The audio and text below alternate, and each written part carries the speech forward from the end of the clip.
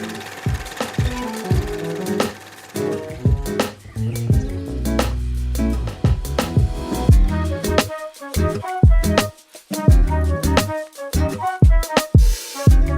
everybody, and welcome to a brand new episode of Cinemaholics. I am your usual co-host, Will Ashton. Unfortunately, John is still on his honeymoon, so I am taking over for host, but quite thankfully, I have a very special guest to join me for this episode. He is a writer for The Spool, and he's also written for The Salute and RogerEbert.com. It is Michael Garneri. Hey, Michael. Yes, hello. Glad to be here. Very glad. Thrilled to be here, really. To talk about a few things today. Thank you for inviting me on. Oh, well, thank you for the warm welcome. I'm very excited to have you on. I've been a fan of yours primarily on Facebook, I'll say. But as you're writing in general, I've just been definitely admiring your stuff, and I'm glad to have you on the show. Well, thank you very much. It's good to hear that my time wasting away on a slowly collapsing social media platform from a decade ago is not totally been a waste. So that's good to hear. Oh, man. So we're just going to start off with a kind of just a general review of the new, and I hope I'm pronouncing this guy's name right, the new Balthazar Comer film, Beast, which stars Idris Elba and Sharlto Copley. Real quick, I was just curious to hear from you, Michael. Are you a Balthazar Comer fan? I don't believe I've seen anything that he has directed. I'm looking at it now. Yeah, no. Contraband, didn't see that one. Didn't see Two Guns. Didn't see Everest. But back when Everest came out, I worked in market research, and I remember we would show that trailer to people, and every single person, no matter what demographic they belonged to or what their background was or whatever, they'd be like, I am not seeing that movie. And we'd be like, why? And they'd be like, because it is about people trying to climb Mount Everest, and it looks too intense. I'm not seeing that. Yeah, I was going to say, I mean, the funny thing about him is that he's not like a household name, but he's not really been, I guess he's like technically a journeyman director because he doesn't really have any particular stamp to his work. He kind of just does different vehicles for different filmmakers, but there is a general sense of competency to all of his films, at least the ones I've seen. It does seem like when you hire him to do something, he knows what tone to strive for, and he'll produce something that's like at least no lower than like a C+. Like, I think he understands the assignment, but he never really has done anything that's like, oh, that's a good or great film. It's just like, yeah, that was pretty good. And I'm not going to say that's leading into my thoughts of this film, but I will say, like, that was my assessment with Everest. That was my assessment with Two Guns. I even kind of felt that about Contraband, even though that was a kind of disposable red box January type film. I remember walking out of that being like, hey, considering how low my expectations were, that basically exceeded them. And I feel like that's generally how I feel about... Yeah, sorry, go ahead. No, is that one's a Mark Wahlberg, right? Yeah, a Mark Wahlberg, it was like a real... It looked real programmer. I gotcha. Yeah, right. Yeah, it just looked like a super like dumpy movie that just came out like at the beginning of January. My expectations were rock bottom, and I just remember walking out of it being like, yeah, for what I expect this to be, I'm not going to say it's great. I don't even know if I'd recommend it to a friend, but it exceeded my expectations and then some. So I've generally kind of kept my eye on Balthazar's films enough to where like I can't say like hearing that he's involved gets me excited, but it will make me be like, okay, like maybe this won't be a disaster. Like I haven't seen anything from him where I'm like, okay, this is not going to work at all. And I remember seeing the trailers or like the advertisements for Beast, and I was a little put off by like the CGI didn't look great. I wasn't really sure how long they could strain the premise for. Man versus nature, man versus animal. It's something we've seen before, obviously, with much better films like Jaws. And earlier this summer, we saw Nope. And it was just like, okay, what's this movie going to bring to the table that would really justify itself? Also, it's coming out in August, which isn't quite the dumping month that January is, but it does have a reputation of having lesser films come out. So when I had heard that Balthazar Comer was involved with this, I was like, okay, maybe this might be something worthwhile, at least something that's not going to waste my time. And it seemed like the reviews were at least supporting that to some extent. But did you go into this with any expectations? Not really. I've been talking this summer about how like the August lineup has been so bleak. They're just not releasing movies. Like just I'm not even exaggerating. Like statistically, I think there was at one point they're like we're releasing 70% as movies, 70% as many movies to theaters as we were last year. So there's a real a dearth of movies, especially this late in the summer. And it had been a while since I'd gone to the theaters, and I was like, I gotta see something. Let me see what's playing. And I was like, and I saw Beast was playing, and I was like, all right, I'll check it out. Well, the deciding factor for me was I saw it was 93 minutes long, and I was like, all right, you got me on this one. Which I think is the vibe, really, is like, that kind of feeling of not disposable, because that makes it sound like it's like garbage, but like, like very just kind of ephemeral weekend type movie. I don't know if I want to go ahead and reveal my full opinion on it just yet, but I did not have super high expectations going into this thing. Yeah, I mean, I would be surprised if anyone really walked into this having super high expectations. But I do wonder if maybe the modest expectations kind of play into the movie's favor. I am wondering the same thing like you, like what's going on with this August in particular. I am very curious to know if like everyone just expected Bullet Train to do exceedingly well, or if everyone kind of just front loaded what they had this summer and pushed like all their more promising stuff in May and June, or maybe even in July. But yeah, it does seem like this month has been very, very empty in a way that I wasn't really expecting going into the summer season. Not that, like we said, I expect August to be filled with like top tier films. I am kind of surprised this season's August output has been such a dearth of just films in general, bad or good. Yeah. But yeah, I mean, I will say as far as Beast is concerned, I forgot to mention that also stars. Let me see their names here. Ayanna Haley and Leah Savy Jeffries. The real kind of bare bones plot synopsis of the film is that a widowed doctor is going back to Africa with his two daughters. They have sort of a strenuous relationship. It's not quite dysfunctional, but there's definitely a lot of tension at play there. He was getting out of their lives when the mother unfortunately passed away, and he's using this trip as a means to kind of rekindle this fraught relationship. And as this is going on, they go on this trip that obviously takes a turn for the worse when a lion that has recently been the subject of a pretty horrific killing of his family by poachers is going out on the lam and just killing any human he sees, which unfortunately in this case results in Idris Elba's character and his daughters, along with his friend played by Charlotte Copley, kind of being caught in this kill or be killed scenario. And that's all you really need to know going into this, because I mean, like we said, it is really like, it's almost like a B movie given an A movie budget. You have all the animals are recreated through CGI. Like no real animals were harmed, thankfully, in the making of this film. And I read, I think somewhere that was Idris Elba's choice, that he didn't want any real lions or any real animals to be involved in the making of the film, which is quite noble. But I am first just going to hear from you before I usher my thoughts on the film. Given your expectations or lack thereof, what did you think of the film, and would you recommend it to somebody? Yeah, I would say that I do recommend it. This is a total B movie. I mean, that is the word.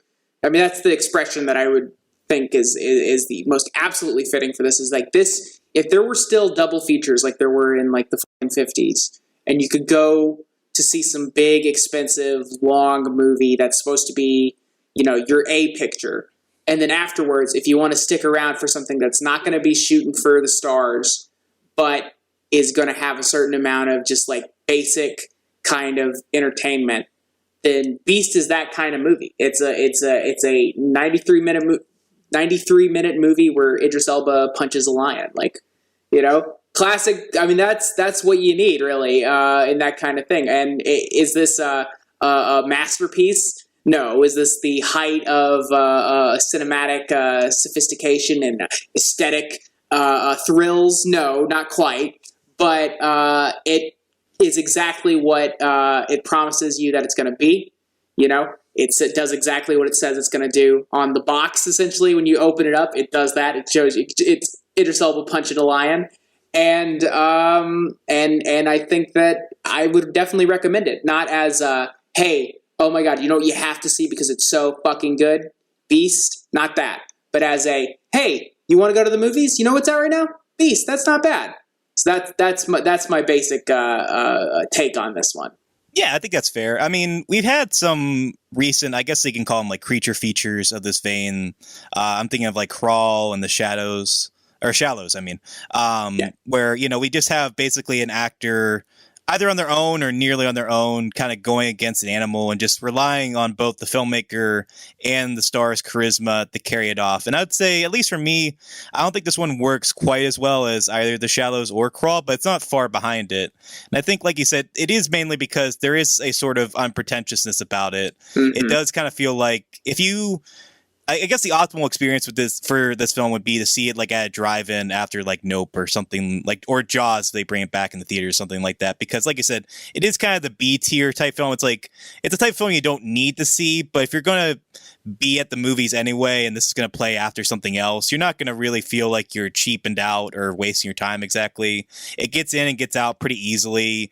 The filmmakers, I think, know what they're doing here. There are a lot of long, even some beautiful, long extended Steadicam takes here that I really appreciated. I mean, there's always a threat with those type of takes now that there can be an airlessness to them, or like they can be a little too precious to the point of kind of showing off. And I think I admire that this film always verges into that, but I think in this film's case, like, I think it's always at the service of heightening the tension. Like, the film is good about like keeping those long takes throughout the film in order to make you feel like at any given moment, like the lion could pounce, and you're kind of have to be kept on edge because like any given moment you're in danger, just like the characters.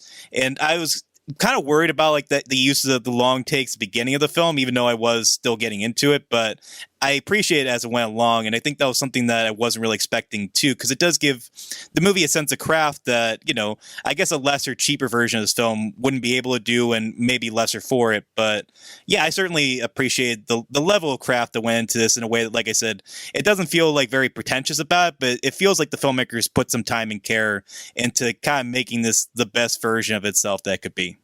Right, yeah, and with the long takes, and there are a lot of them in this film, that's a technique that I often find in movies. I can find that to be a little annoying when a director is like, if it comes off as show-offy to me, if it comes off as drawing attention to the direction, I don't like that. When I think that the director is like, look how long I can hold this take for without cutting, you know, I usually find that distracting if it's not done right. And in this case, it's effective, and I think what it ends up having the feel of is actually, weirdly enough, it feels like like an amusement park attraction in a way. You sort of feel like you're at Universal Studios or something, and it's like one of those rides where, you know, you get in the cart, and there's going to be it's like when the Jaws ride, when, if anyone remembers that, I think they got rid of it, but when the Jaws would pop out of the water and everything like that,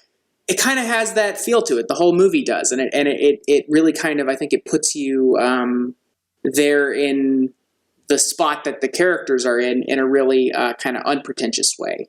And it's not a movie that's trying to be really like grandiose in its themes. It's not trying to really say something about human nature or animal nature or something about Africa or something about family. Really, it's just telling a specific story about this one specific family dynamic with the dad and his two daughters, and telling that within the context of this kind of thrill ride. And because of that, it's so refreshingly unpretentious. You know, I found it to be. Yeah, I mean, like, the general message of the film, such as it is, just basically, like, there's nothing more ferocious than a father's love. And it's just, like, it's the most, like, basic sort of thing. But like you said, you're not really going into this expecting, like, a deep political or family or social commentary. You're really just there for the spectacle of it. And I think in that respect, like you said, like, it's really able to be effective without being too showy about it. I didn't get kind of the same vibes I got from something like, not to put this guy on the spot, but like, I feel like Sam Mendes of late has kind of done what you're talking about. Like, Yeah. I like 1917 fine, but I felt like a movie like that, the extended long takes kind of felt like they had that sort of airlessness at times where it did kind of feel like, okay, like it doesn't feel like as effective in a way that should be in the way like this movie is able to, where you kind of feel enamored or you're engaged with it more because of the long takes, because you're living in there a bit. And that film felt a little bit showy and therefore not quite as successful. And that's not to say that Beast is a better film or a worse film than 1917. It's just the first one that came to mind. But yeah, I mean, I don't really have a whole lot more to say about this film. The only thing I was really going to ask you about was, like, I've heard some people complain about how heavy-handed the exposition is in certain key scenes in this film. And it didn't really bother me as much, but I wanted to hear from you, like, was that something that was distracting? Like, you know, it serves a purpose, but it does kind of, you know, take you out of the movie at sometimes as far as the tension is concerned, because they're trying to make the movie a little bit more emotionally affecting. And I wanted to hear if that was a hindrance or a benefit for your viewing experience. I didn't have a problem with it. I guess I can sort of see now that you mention it that there were scenes where characters are kind of explaining things that people in the scene probably would already know and would not need to have said out loud. But I think in this kind of film, in a film that's that's this kind of fleet and compact, that's not that big of a problem. And for something that's not aiming for like a kind of naturalistic kind of quality to it, I didn't have an issue as far as that went. Yeah, I think I generally would agree with that. It wasn't something that really bothered me, but I could also understand why some people would get annoyed when, you know, there's a literal life and death situation happening here, and the daughter's trying to bring up family tension. It's just like, is this really the most important thing to be discussing at this time? But, you know, at the same time, I did kind of like in the opening scene, there was something sort of inelegant about the way that she brings it up, the main eldest daughter, in a way that felt kind of naturalistic to me in a weird way. Like when they're having the dinner and she just kind of blurts it out. Like there's something that I feel like a lesser movie would have like made that seem more dramatic. And I felt like Balthazar was able to kind of do it in a way that wasn't super organic, but that felt more realistic under his direction than some of these other movies would allow it to be. But yeah, I don't know. I mean, it doesn't really hurt or help the movie for me ultimately, but I can see why some people complained about. The only other thing I will say about the film is I did admire that it did upend Batman v Superman for having the most extended nightmare scene I've seen in the film in a long time, where Idris Elba has like 3 nightmares simultaneously, like a nightmare within a nightmare within a nightmare. I think it actually looks quite beautiful, but like the bizarreness of the scene did almost kind of take me out of it. I don't know if you felt the same way watching it. No, I do know what you mean, though. And with the kind of recurring dream vision where it keeps going back to it's setting up when his wife eventually does appear to him in a dream. Well, it's, you know, spoiler alert or whatever, but it sets it up in that way that's kind of a little heavy-handed, but, you know, not that big of a deal. I kept expecting that when the wife did appear, because we hadn't actually seen her, I kept expecting that she would be somebody famous in the end, and then she wasn't, which is fine. But I just was like, oh, is this a situation where, like, so you're talking about somebody for the whole movie without seeing them, and then 2/3 of the way through the movie, Matt Damon shows up for one scene, and you're like, okay, yeah, we get it, Matt. All right, here you go. It was not like that, but yeah, with the dream sequences, they were a bit heavy-handed, but not a problem, I think. Yeah. Anyway, yeah, I mean, unless you have any final thoughts on the film, we can move on to Beast, but I'll let you say your final piece on Beast at this time. Yeah, just, you know, unpretentious. You hit the nail on the head when you talked about, like, you know, there's really not much you can say about it. It's so kind of, it's a pretty, you know, thin kind of movie, not in a bad way, but just sometimes that's what you need. It's sort of cinematic potato chips, you know? It's just kind of like, just yeah. Open up the bag, have some, and then you're done, throw it away. And that is so refreshing, I think, and especially in the days when a lot of the stuff that is supposed to be entertaining these days are 2.5-hour movies that are so bloated and nobody really seems to enjoy them that much, but everyone just feels mandatory. You got to get your stamp on your passport and see Jurassic Park Dominion or whatever, Final King, whatever the latest one was called.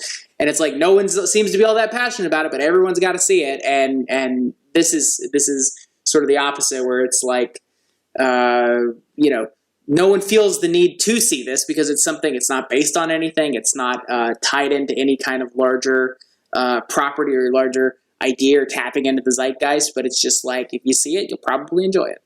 Yeah, I mean, I think that's also something I find kind of refreshing about this film too, is like you said, it's very standalone. It doesn't feel like it's setting up a franchise like a Beast universe or something like that. Right. It just kind of serves its purpose, gets in, gets out. And, maybe in the 90s that would seem lesser, but nowadays when stuff like this is extremely rare, scale and budget like this one, it does feel very refreshing. Totally. One other thing I guess I forgot to mention is that like I will say, I guess the film's message as far as like man's relationship to nature can be, I guess, a little fuzzy, just in sense that like I think ultimately the film is basically just like leave nature alone, just don't mess with animals, everything's fine, kind of similar to what Jordan Peele was saying in Nope to some extent. But I do kind of feel like it having a movie called Beast and having most of the movie be humans kind of hurting and putting animals in harm's way might, I don't know, I guess it does sort of undermine that message. It kind of reminds me a bit of, you ever see Roar? From like the 80s? But I'd love to, kind because of famous, it seems crazy. Yeah. Right. It's a classic example of a film where I think the story behind it is way more fascinating than the film itself.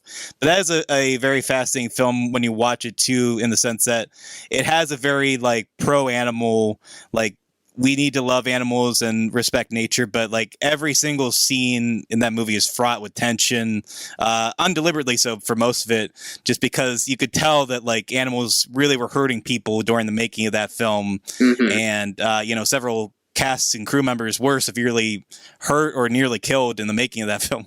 But yeah, I mean, I think this film doesn't suffer from those problems, but I couldn't help but think about Roar weirdly when I was watching this film, which I don't know if that's a compliment or a detriment, but I think something I was expecting from this summer movie season, I will admit. Sure. Well, I think it's just a sign also of how things have changed, because was it Jan de Bont who was the cinematographer on Roar, or it was somebody like that who'd go on to be famous, but like people were being scalped on Roar. It was just insane. It was like, and I'm sure the animals were not having a good time either. And it's just like, this was not a situation that should have been happening. And then today we get a situation, I've been talking about this with people where like, we are, I think, thankfully moving away from the idea of using most animals in movies. All the lions in this are CGI. If you have an animal in a movie, whether it's like, think of examples like, anything that's a wild animal, or even something like, I always think about like the deer in A Most Violent Year, where it's clearly CGI, stuff like that. Oh yeah. And yeah. And it's like we're moving away from having animals, unless they're like cats, appearing in film and having CGI replacements and everything like that. And it's a little bit of a double-edged kind of sword, because it is ethically better, and so we should embrace that and we should accept that and everything. I do think often the film suffers a little bit, but that's has to take second place. That has to take a backseat to the ethics of it and not having animal cruelty. So and I wondered if that was going to be an issue in this, having known that it was all going to be CGI. If it was going to be so fake. You know what I mean? And I think it works. And I'm not totally sure why it works so well, because in the trailers, I remember seeing them and thinking, oh, it looks fake. And then in the movie, it just kind of, I don't know, it's effective. Maybe it's something to do with all the long takes, kind of just putting you in that situation more, making you feel more like you're in that environment than otherwise. Perhaps that's something to do with it.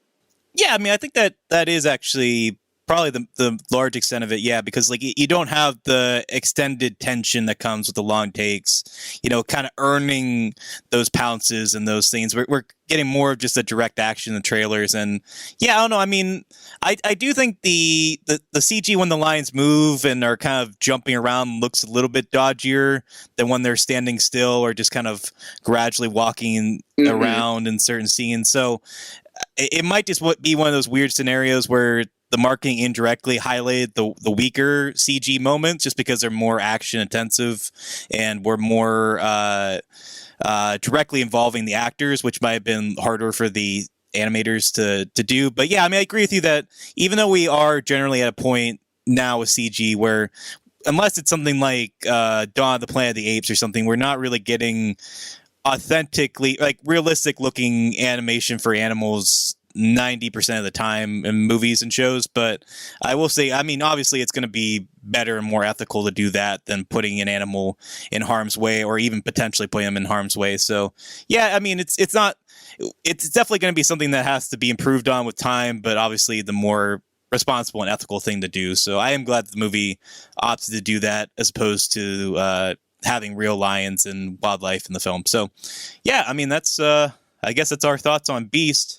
And we can move on to Bodies, Bodies, Bodies, a very different type of film, but also kind of similar, I guess, in that they're both 90 minutes. Yep. They both kind of get in and get out.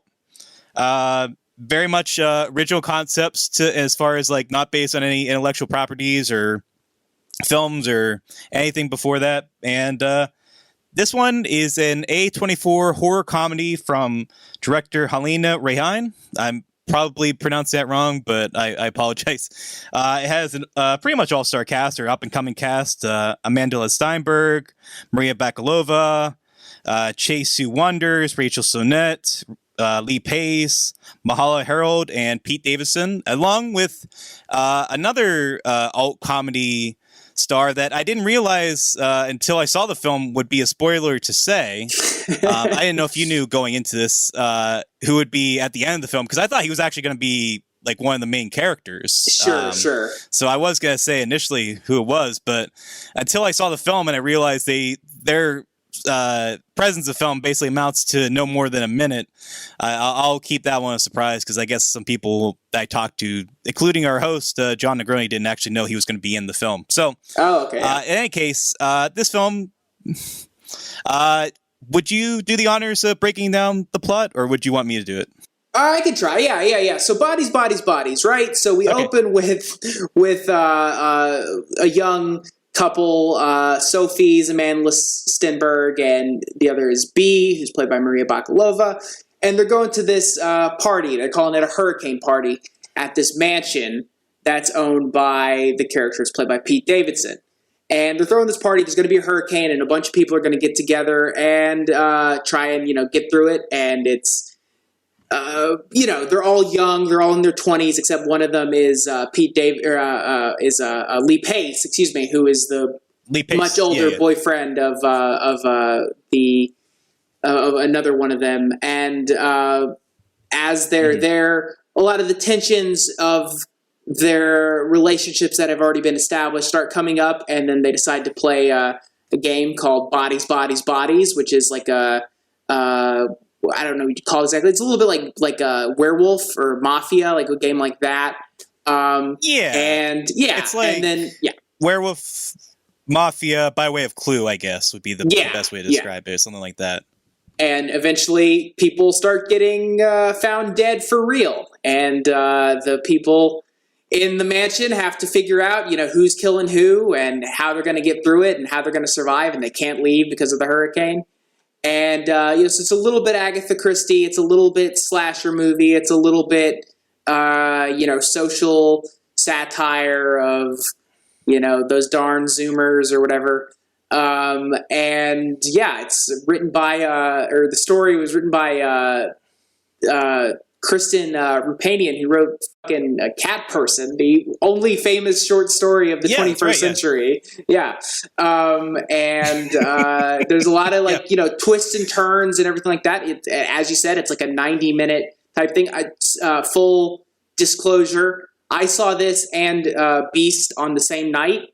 I did a double feature. I did the straight. This was the A picture, and without revealing too much about where my opinion falls on this one, I gotta say I think the B picture outclassed it. Yeah, I mean, that's interesting because it does seem like review-wise, this is the one that kind of was getting more notice or more praise. There were, I guess, more expectations, at least, with this one. And it's understandably so, because like you said, it has a really solid premise, like you said, like Agatha Christie, by way of, like, the Beach House episode of Girls, which I think on paper sounds fantastic. Like, I think I think that's a really fun idea. And I like this cast a lot, especially Rachel Sennett, who, I don't know if you've seen Shiva Baby yet or not, but that's such a great film and a great showcase for this upcoming star. And I was really excited to see her in this high profile film. And there's a lot of potential here. And I think it doesn't, I guess, not live up to that potential. Like it does have some really fun moments. It moves at a good clip. I think it has some fun ideas that really plays with, but I also find myself wondering what the better version of this movie was. Yeah. It's not really invested in the mystery of it. Like the mystery is kind of a secondhand afterthought, and it's not really a horror movie either. It's kind of more of a thriller, if anything, I guess. And I hate movies that like people when they're like, oh, this isn't really a horror movie, it's a thriller. But this one doesn't really lean into the horror all that much. I mean, there's a couple of suspenseful moments, I guess, but it's more playing into like the heightened satire of like you said, like kind of playing poking fun at these Zillennials or Gen Z personalities. But I don't know, it's not really critiquing them per se, or if it is, it's just kind of basically acknowledging that they're on their phones too much and they're annoying sometimes, and that they get too personal, which, I mean, there are TikToks I feel have more scathing satire than that. I mean, not that this movie needed to be an indictment of the generation below me, but I just felt like if you're really going to lean into something like this, you got to be a lot nastier, or at least a lot more consistently funny than I found this movie to be. It just felt like it didn't really have the fangs that it wanted to have. Like it felt like there was a much like sharper, meaner movie that kept wanting to come out, and it stopped itself about like 3 steps of the way from getting there. But that's just my opinion. I want to hear a little bit more about what you think about the film. I agree totally. You're dead on. And when you talk about that, it doesn't have the fangs necessary. I mean, you're 100% correct. It's a really kind of toothless sort of satire, and it just lacks the sharpness that you want for this kind of movie. Because if you want to make a satire, if you want to make something that is poking fun at a whole, type of person, at a whole, categorization of people, generation of people, whatever you want to say, a class of people, because they're all rich. You got to have something that's a lot sharper than this. If you want to make a horror movie and you want to make something that's got those kind of thrills, you got to make something that's a lot sharper than this. And it just doesn't have it. A lot of the script feels like a first draft. If a lot of the dialogue, there's one scene that happens, I guess maybe about halfway through or maybe a little bit later, where all the characters are they're sort of yelling at each other, and they're kind of revealing their, whatever it is, the resentments that they've been harboring with them the whole movie. Yeah. Yeah, airing grievances. Totally. But it feels so much like placeholder dialogue that's been put in there, in the sense that, like, I do a little writing myself, and sometimes when you write something and you get a little frustrated with what you're trying to say, and you're like, I'll write the bad version of it. I'll write the version that just like fills in the blanks, and then I'll go back to it later and I'll punch it up and make it a better version of what it is. This feels like they didn't go back and punch it up. It feels really like a first draft stuff, like the social satire of like, oh, you're triggering me right now.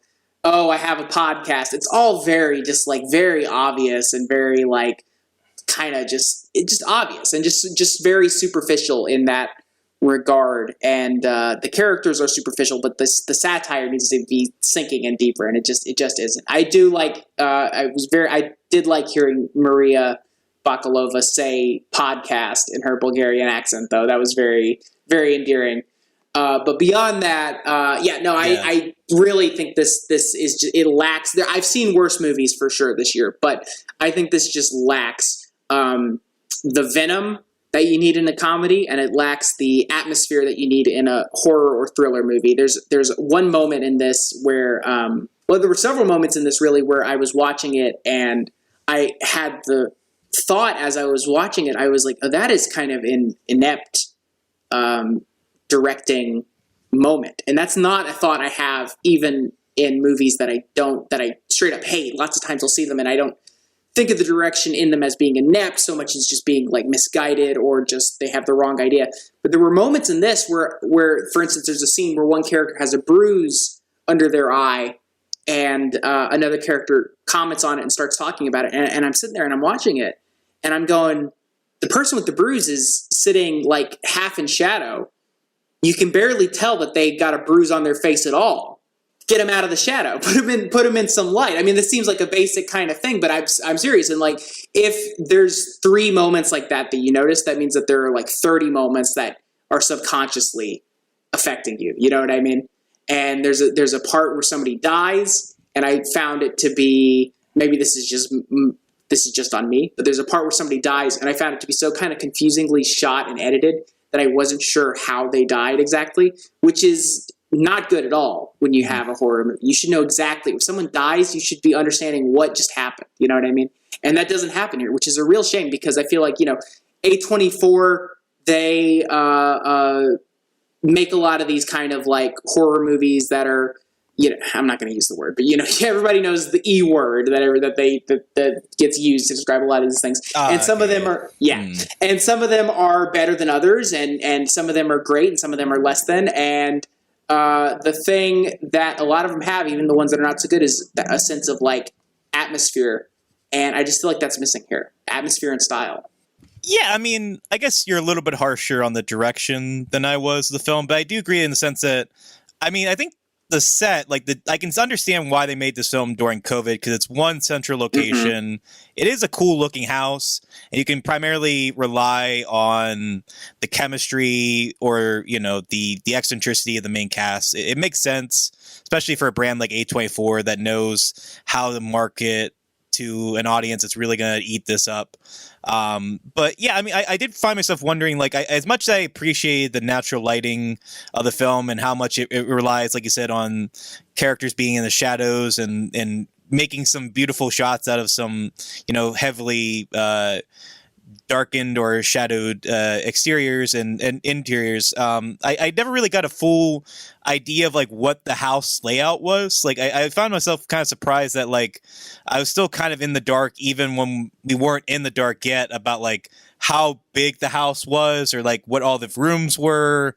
It didn't really seem like exposition or exterior wise, we didn't really get a full understanding. We kind of only got little bits and pieces beforehand to pay off how big this house was and which central locations were going to be crucial to certain deaths and all that. And so I did kind of find myself wanting more in that respect. I felt like there was room to really play with such a big canvas like this one. It didn't seem like there was that much interest directorially to really play that up. But I am glad that you brought up A24 because I do find myself feeling this is their, I think 10th year as a brand now. I think they just had their 10th anniversary only a day or so ago.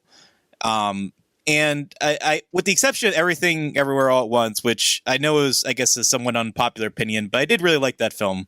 And I can see why it became a huge hit for them. But with the exception of that film, and Marcella Shell, which she was on, was cute. I didn't love it as much as John did, but I did really enjoy that film. But thinking especially of this film and then Men, which I don't know if you saw earlier this year, I find both these films, they have all the aesthetic earmarks of an A24 film, but it does kind of feel like an Emperor Has New Clothes situation where it has all the hallmarks of what you want from an A24 film, but it also feels like they're almost like parodies of A24 films at the same time.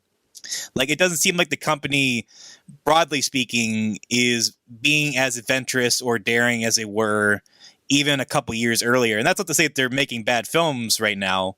I just feel like with this one, it just seems like they're in this kind of mediocre phase, or at least having a somewhat mediocre summer, where they produce films that that definitely have potential, like I said, and you can see the better version of them kind of seeping out, but there's just something ultimately kind of lacking about them. It seems like they're not really taking as many risks. It doesn't seem like they're provocative as much as they were, or they're trying too hard even to be provocative in a way that, like, this one, like we said, there's so many avenues for this movie to do funny and daring and bold things. It just seems like it went with the more, I think you said, superficial version, which, I'm not asking for this film to be like an in-depth study of a whole generation. It's only 90 minutes long. But I do kind of want something a little bit piercing, or something a little bit more resounding than what we ultimately got. It reminded me of the quote from Clueless, which is that I'm not overwhelmed, I'm not underwhelmed, I'm just sort of whelmed. Yeah. And I felt like that was my experience watching the film. I just was constantly just sort of whelmed. Sorry to interrupt the flow of the show, but hey, it's John Negroni, and I am editing this episode now that I am back. I wasn't able to record with the guys, but anyway, I have to step in here for a quick correction because it's too important. These movies are too precious, of course, to the culture for Will's incorrect comment just now to go unabated. Usually we just, bring stuff up on the next episode, but not this time. This deserves a quick interjection. So the quote that Will is talking about, or at least we think that he's talking about, is in regards to not Clueless, but of course, one of the most perfect movies of all time, 10 Things I Hate About You, the, of course, classic 1999 film. The quote is, "I know you can be overwhelmed and you can be underwhelmed, but can you ever just be whelmed?" This is uttered, of course, by Chastity, played by Gabrielle Union. And then Bianca responds, "I think you can in Europe." It's hilarious. One of the best parts of the movie, and that's saying a lot considering how wonderful that movie is. No hate against Clueless, but just had to set the record straight on that. And then now we can get back to the show. And I know, John, don't go away. Their negative review of Bodies, Bodies, Bodies. We need you to come in and talk about how Bodies, Bodies, Bodies is actually kind of brilliant, because of course it is. But no, we got to let them get their opinions, of course. I'll be back on the show next week to talk about Bodies, Bodies, Bodies and how it's actually good. But anyway, back to, of course, the show. Yeah, I mean, it sounds like I'm a little bit harsher on it than you are. The movie that it sort of reminded me of in a way that is not super flattering to Bodies, Bodies, Bodies is a film from a few years ago called Ingrid Goes West. I don't know if you've seen that one, but it's I love that Plaza. movie, actually. I think that's fantastic. I think it's a great movie. I really love that movie, and I think that is an example of a movie that felt very contemporary. The characters in that one, I think, are a little older, or maybe it's just that the difference of 5 years is the difference between generations or whatever. But that's a similar kind of target that they're painting, on people of a certain class and a certain age group and a certain lifestyle who are being put into a plot that will eventually involve some twisted shit going on. And that was a movie that I thought used contemporary lifestyles and social media and the way that people define themselves these days in really interesting and I think really spot on kind of ways that were not superficial, even if the characters often were superficial. And like that, to me, is an example of this sort of thing done right. And I think the Bodies, Bodies, Bodies is just not there. And even this year, I don't know if you saw X, the Ty West film. And that was another A24 film. Another A24, and I came and went. Yeah, but I think a much better, for me at least, a much better type of slasher type movie, more of an overt slasher type movie. So they're not the same thing. But if we're just looking at 2022 A24 slasher movies, I think, Rent X. Yeah. That would be my recommendation for people, rather than see Bodies, Bodies, Bodies. I would not recommend it. Yeah, that's fair. I mean, even though I didn't stick with me, I guess, as much as stuck with you, but I agree that that's a much more thoughtful film, and a film that I think is a lot better than this one in the sense of like it is a lot. It's able to lean into the exploitation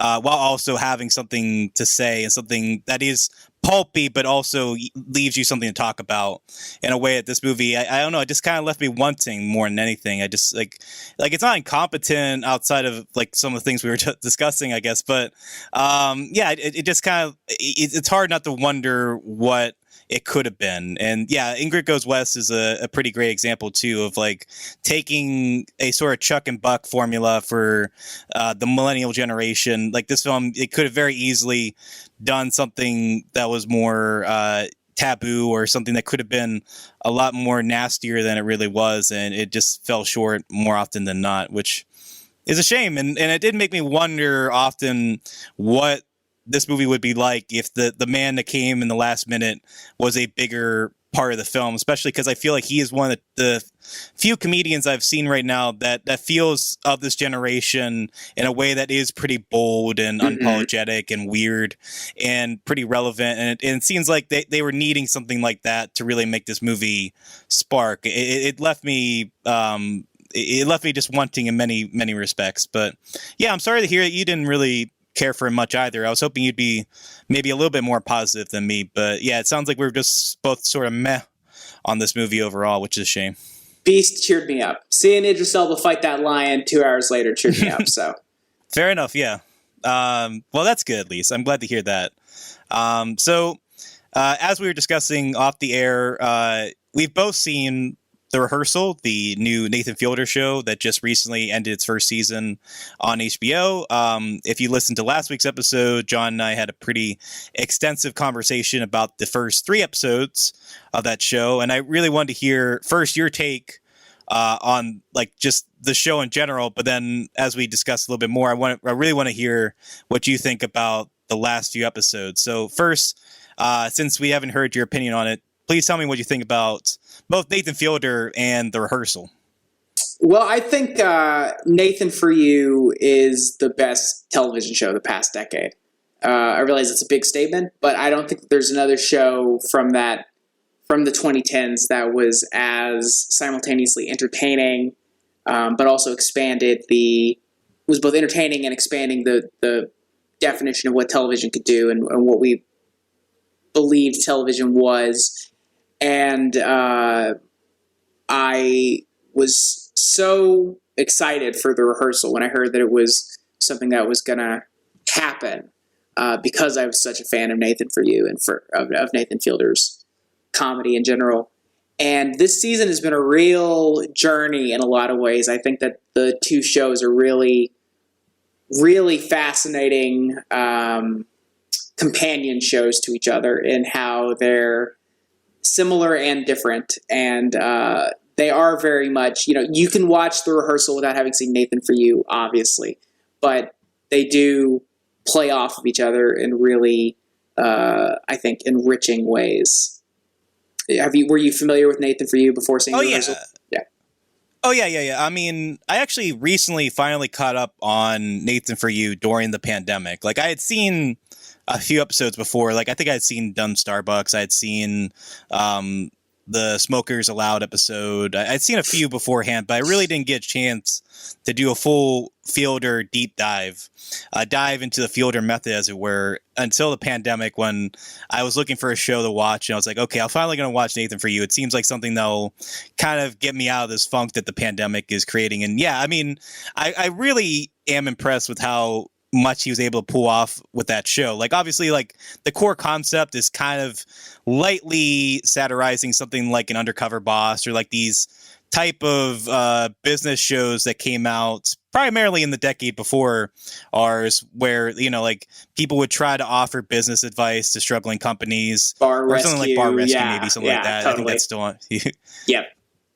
Yeah, and having Fielder use that as a way to explore human connection in a way that, is obviously satiric, and even I think even maybe more so than The Rehearsal, pretty mean-spirited in some ways, but also just genuinely kind of curious and introspective. And obviously, as that show went along, became a much more personal exploration for Fielder. But yeah, I mean, leading up to Finding Frances, which I think is probably still, as much as I like The Rehearsal, I think Finding Frances is probably the best thing that Fielder has done to date. I mean, just accumulating this I'd whole agree. series that he's created, building on the themes in a way that feels very conclusive, but also very enriching, allowing him to expand himself even beyond, the runtime of the show, having this feature length conclusion.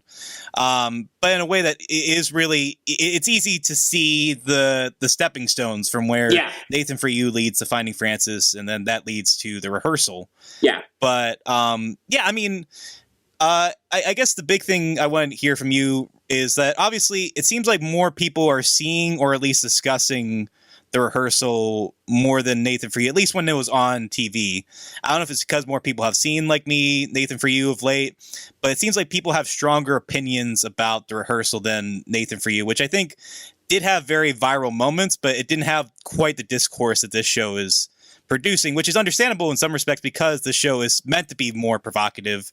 It's allowing us to challenge Fielder's image, and Fielder himself, obviously, as the show progresses, is challenging that image himself and really kind of digging into some dark, nasty parts of himself, or at least his screen image. Obviously, it's hard to know where the real Fielder begins and where the screen persona of Fielder ends, or vice versa. I think I might have mixed up that phrase, but yeah, I mean, I want to hear from you, like, about how you feel about the general sort of discourse about the show. Do you feel it's warranted? Do you think it's overblown?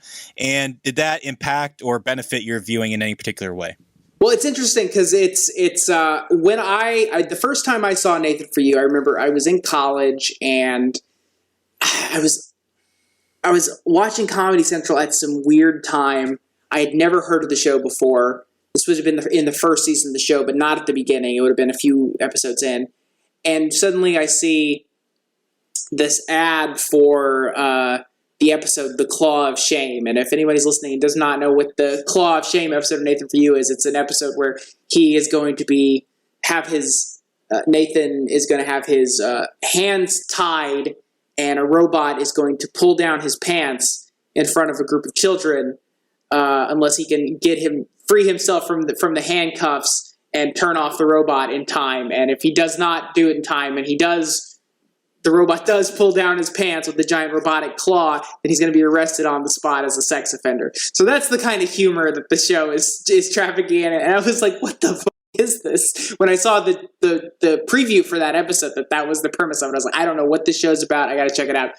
And so I did. And that episode is hilarious. And but for years it felt like I was the only person watching the show.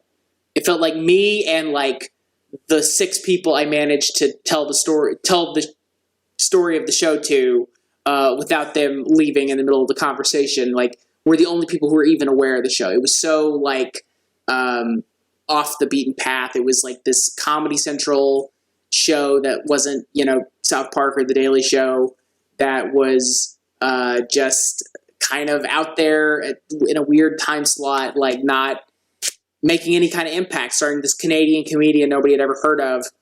And that was like, it was kind of a reality show, but it kind of wasn't. It was kind of a documentary, but it kind of wasn't. It was maybe scripted, but maybe not.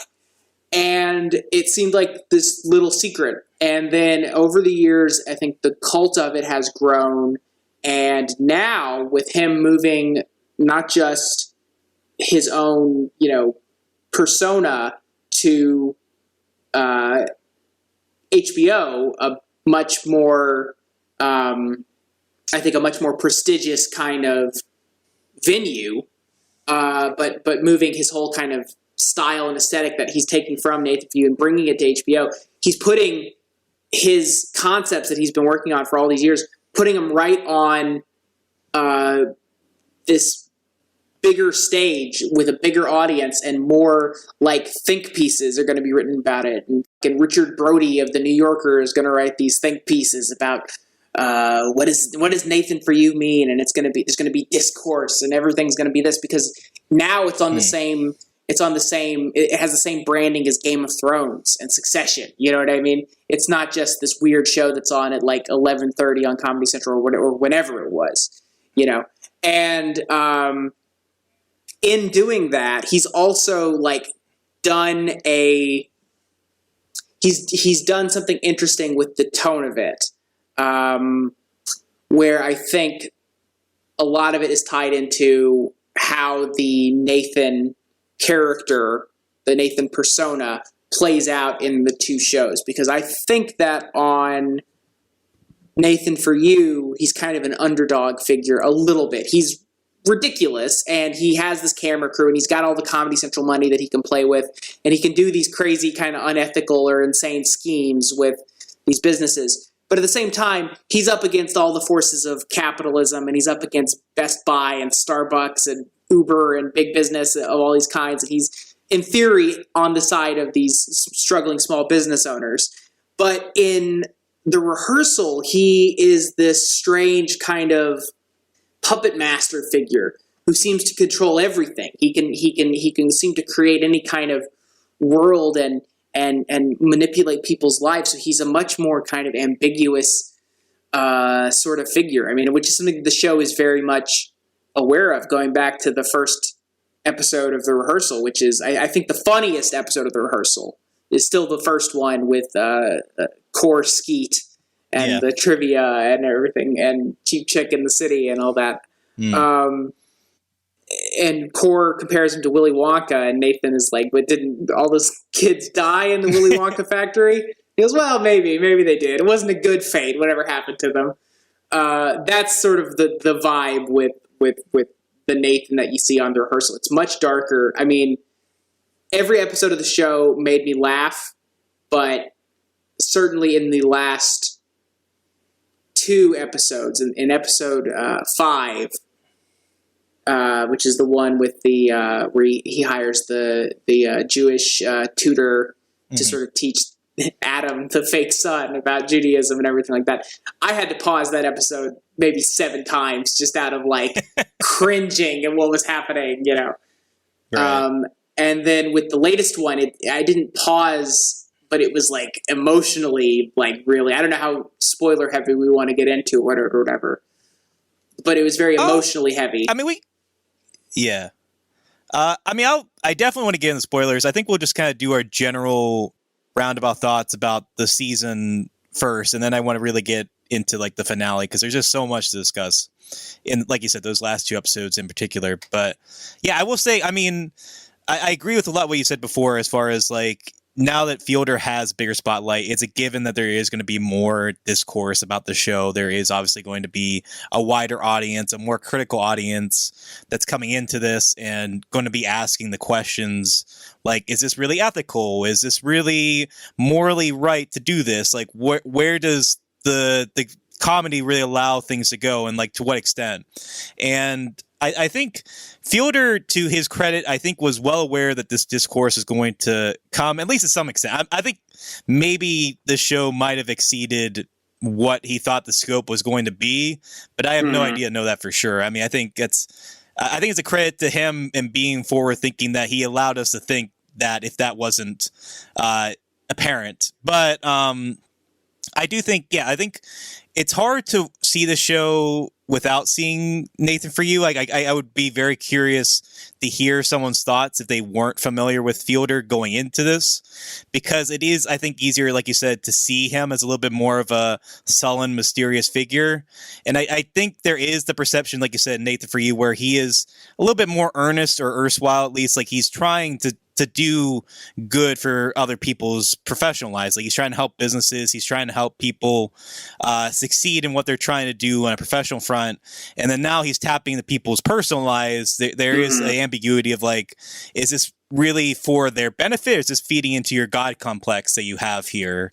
And I love that this show allows itself to, like you said, feed into what we know about Fielder from the previous show, but also expands on, as far as like, because we see so little of his personal life in this, we do often wonder, like, was that whole show kind of a lie? Like, were the things we learned about Fielder, the person in that show, really just kind of fabricated entirely? And I think Fielder wants that ambiguity, and I think he plays it up very well.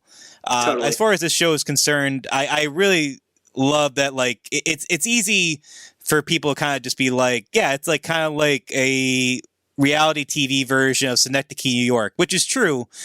to some extent. I don't know if that's going to sell like my uncle on the show, but I think that that's an appropriate way of describing the show. But I really just think it's more just like it's exploring like how one's like sort of social anxieties kind of feed into their broader perception of like what is taboo and what is fair, and but also just acknowledging that like, is there any real ethical way of kind of allowing yourself to have control of your life? Like, is there any real limit when you allow yourself to do one thing and have this Russian nesting doll of like, well, if I do this, I have to know this, and I have to know this, and I have to know this. Mm-hmm. And I think the show is so brilliantly layered in how it explores these things and allows for so many different avenues as far as like how it goes forward. I mean, theoretically, I mean, we could theorize a number of things as far as like what season 2 could be. I mean, it could just be a complete redo of season 1 because it's a rehearsal, and it's just like, let's see if we can do this again. It could be something a lot more personal for Fielder for reasons I'll break into a little bit closer into the spoiler section. But like, it just seems like Fielder is evolving as an artist in so many uniquely Fielder ways, and it doesn't seem like he really has a contemporary that I can think of. Like, it's easy to compare him to a lot of comedians I like right now, like Joe Pera and John Wilson, who are kind of doing similar things with their art. But Fielder is also at this point just kind of doing something that is wholly his own, wholly playing to his own unique kind of vision for comedy and filmmaking. And like you said, kind of blurring the lines between genres. Like, is this fiction? Is this nonfiction? It weirdly kind of reminds me of like when I was watching like Jackass Forever, and I was thinking about like Jackass doesn't really have like a genre. Like, it's not really a documentary because they're like kind of staging these things, but they're relying on real human reactions. So it's not like it isn't like completely a documentary, but it's also not really like, it's not like a scripted thing. It's its own kind of own weird little world that inhabits on its own. And it's just such a fascinating thing that we're going to hopefully continue to see evolve and very bizarre and hopefully very meaningful and kind of uniquely Fielder ways. But absolutely, yeah, I'm really pleased with where this first season went, and I'm not confident enough to say that this is better than Nathan For You, because I think it's still evolving as it goes along, but I think it's more than a worthy successor to that show for sure. Agreed, totally. I mean, we're only 6 episodes in. You know, the first season's wrapped up, but it's only 6 episodes. And Nathan For You, we had, I think, 4 seasons, and Finding Frances, which was a whole 2-hour movie, essentially. And so I don't think it's reached that level yet. It's not as funny as Nathan For You. Nathan For You is a funnier show. This is more experimental and more kind of boundary pushing. So they're different in that regard. But I always like when a show can when you have 2 shows that are sort of sister shows or companion shows, and they allow the second show to take major steps away from what the first show was doing in a way that kind of interrogates the premise of the first show. I think that Better Call Saul does that a lot with Breaking Bad. I was going to say, yeah. And I thought that... Yeah. Yeah. No, I was going to say, too, yeah. Sorry, go ahead. No. And I think, like, for instance, I think that the second series of American Crime Story, the assassination of Gianni Versace, I think it did that with the first season, which was the O.J. Simpson season. I think that's another example where it's like, if you can take a different tone or a different perspective on what the first series was doing, and you can continue that with the same level of quality, that is so impressive to me as in active filmmaking or television making in this case.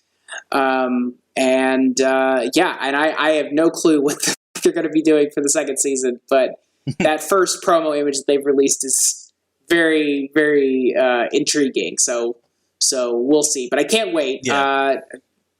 I'm all in the tank for Fielder for the foreseeable future, I guess, until I become the victim of one of his elaborate ruses at some point. But until then, I'm in the tank.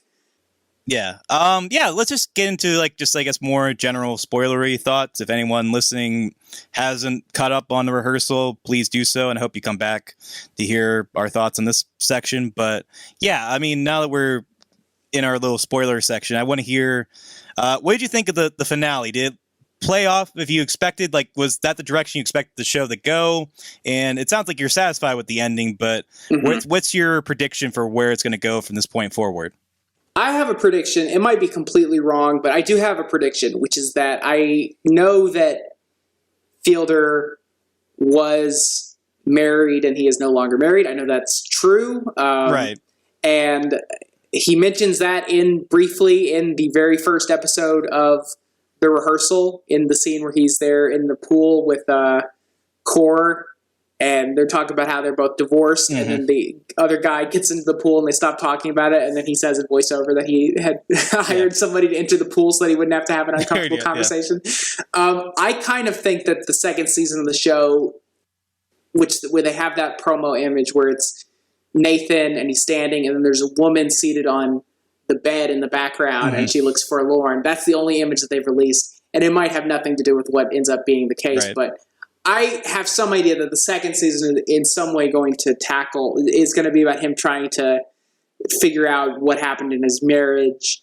We'll see if that's the case. I mean, nobody saw where this show was going or where it went to from the first episode of The Rehearsal. I mean, this took so many strange swings, and I was so amazed by all of the different directions that it went, and how it went from him trying to rehearse the future outcomes and what was going to happen with these people to, in the last episode, trying to redo things that he'd already done and done wrong. And because the whole show is about that. And the whole show is about family, or not family. It's about what's the word for failure. It's about like the failure to do things the way that you had planned on doing them, and that's sort of what that whole thing is about in the last episode, was trying to bring in all these child actors to try and redo the whole. It's just insane, but to even talk about it makes you sound like you're crazy.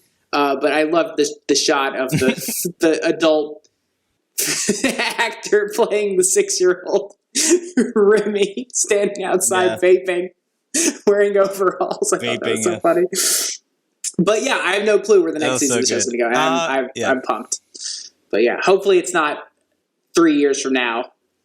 I don't imagine it will be, but who knows? I was gonna say, I mean, that was that's basically my prediction as well, especially given the promo image and what we saw from the season. I would imagine it's gonna somehow involve either Fielder's divorce or his inability to find a significant other, and especially, like we said, like given the Synecdoche, New York kind of vibes that's going for, and the way that movie explores, like when you commit your work so much into your life, like where's your life end and where's your like work begin. I think that it would be really fascinating if he was allowing himself in the second season to directly confront his actual personal life, as far as we know it. Because, I mean, all we really know about his personal life is what we read on Wikipedia, at least for me. Right. Which is basically he was married for 3 years to a librarian, and that he got, I guess, misgendered on his Visa card. That's like all we really know about the actual Nathan Fielder as far as his personal life is concerned, as far as like what hasn't been on screen. Which, I mean, if any of that comes into play in this new season, I'll definitely be amazed, and I'll certainly look forward, and I'll certainly quite nervous to see where it's going to go, especially if his actual wife his ex-wife becomes a participant willingly or unwillingly.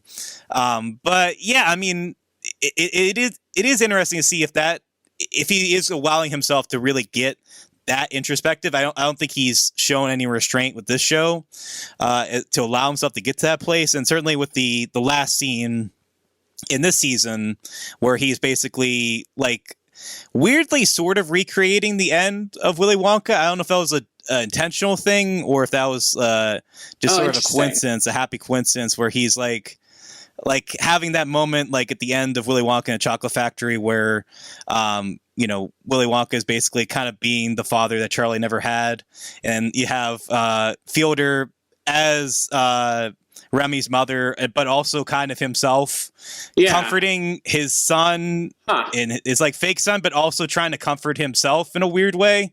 and trying to like kind of like assure himself and this child and this actor that he is doing something ethical, but also acknowledging that like what he's doing is messed up and it isn't right, but it's also okay because it's a TV show. It's just so multi-layered in that weird way that I'm very curious if he's just going to like dive head forward with season 2 in that direction and really just kind of let the layers grow from there and like the ripple effect kind of grow from there, or if he's actually just going to kind of take a step back and have the character filter be like, whoa, I really kind of went too far there. Let me get back to the mission here.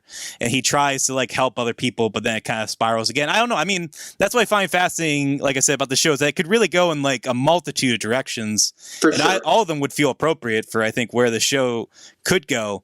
But it sounds like, yeah, so I wanted to hear, we talked a little bit about the 5th episode and we talked a little bit about the 6th one, but I wanted to hear your thoughts of the 4th one, which I would say, if I agree with you, the first one I think is the funniest, but the 4th one might also be the second funniest and maybe even the darkest episode of the show. Yeah, with the teenage dad. And that's yeah, right, yeah. where Fielder he's method, like, yeah, basically, yeah.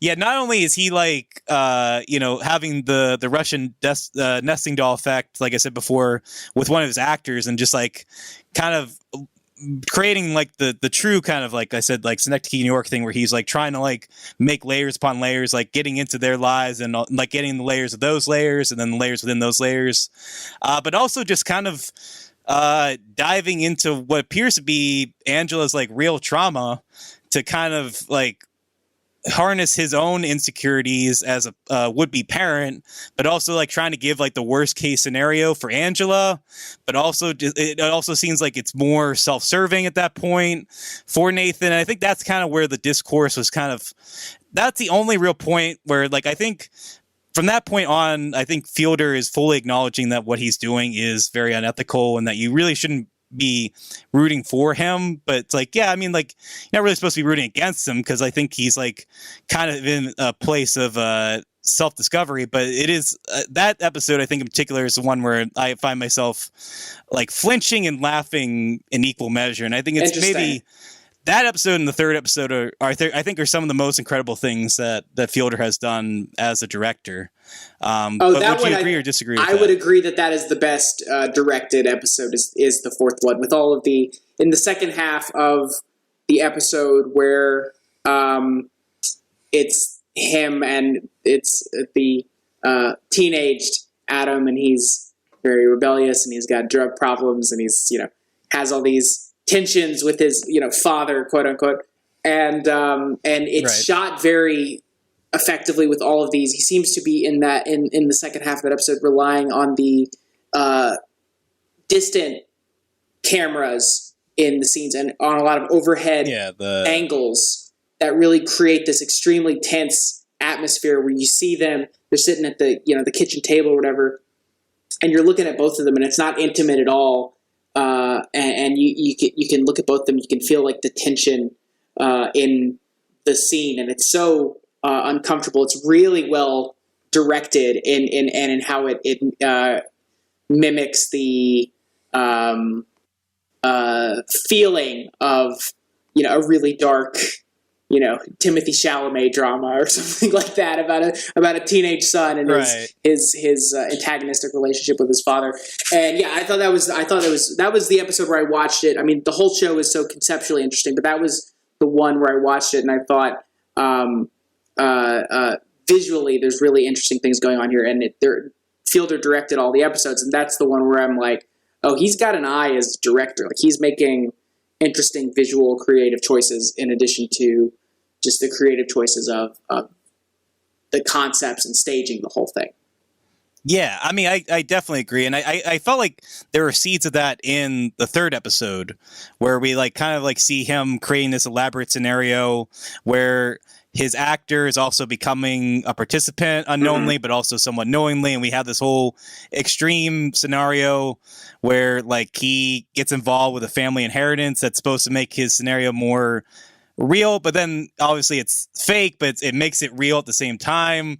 And we have like that moment with him with the subject there where he like it seems like he genuinely kind of like has a moment of catharsis, and I love the way that Fielder directs that scene, and whoever edits it, the way they put it together, just because it feels like you're constantly aware of the layers, but you can also see like the realness of it, in a way that like I feel like the show.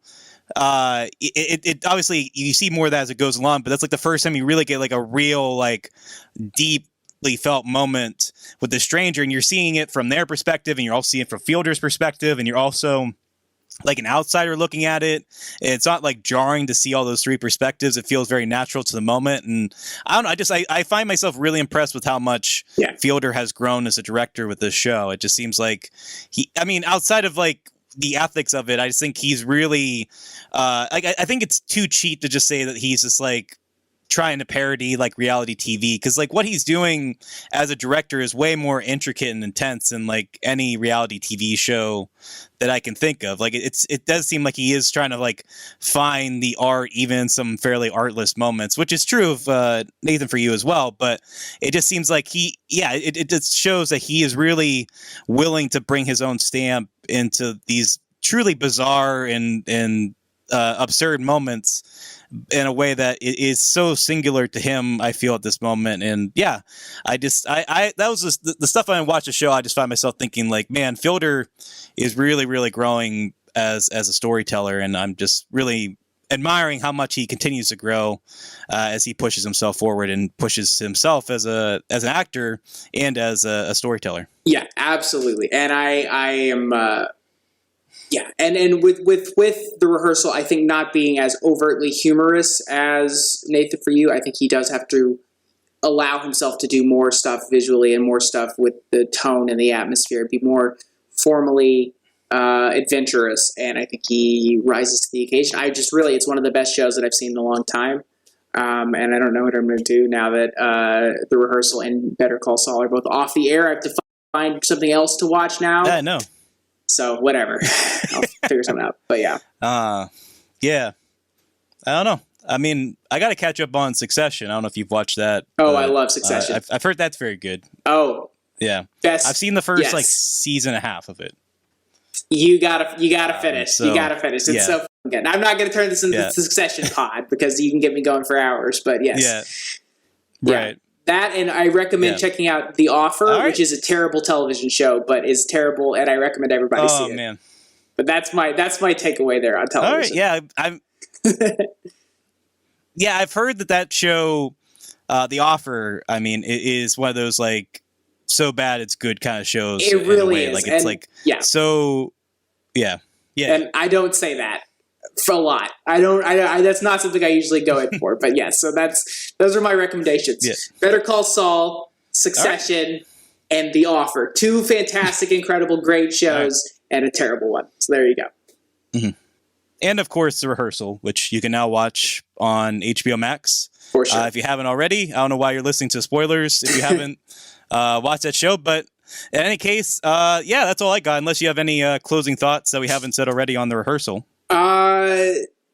Not that I can think of. I hope that Robin doesn't crash his Scion again. But other than that, I don't have any more thoughts on The Rehearsal. Oh man, did you hear that Robin's roommate died? Yeah, I did see that.